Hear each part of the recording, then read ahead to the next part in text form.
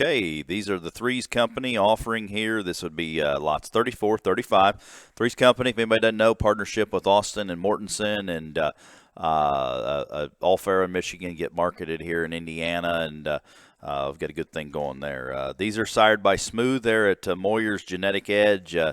A boar that Austin and Mort went on the tours and decided to use here in a couple, and I'm darn sure glad they did. We've had 2 or 3 litters and kind of like the way these hogs have, the way they look, and I think they'll feed extremely well. Mother's a Don't Shoot Dirty Lovin'. As we've talked, the Dirty Lovin' sows, we've got 5 of those up there, done an awesome job for us, kept those daughters.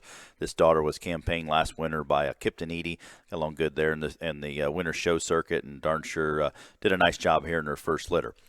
These would be litter mates to a couple bears there. We sold at Kingpins. We decided to take the bigger pigs to Kingpins, and these hogs here we kept for the online sale. That's how we sorted them, and I think this pair of belted hogs are the feeding kind for darn sure. 130-2 that Austin's got there on the broom is a hog I think that in terms of feet and legs is good. He's got a big forearm. His hind leg is big enough, and I think body shape's good. We think one that's going to feed awfully good. Pasterns are going to stay good his whole life the way it looks, still offer the shape, muscle. We think a very predictable, easy feeding kind of a barra with the extras in terms of center body and dimension.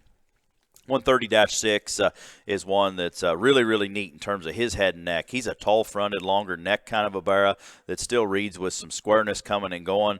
We think one that'll feed into a really good kind of a heavyweight and be able to take into heavier weights because he does offer a shot more in terms of look from the side profile. He's one that's going to have some good hair in terms of being dense and burly.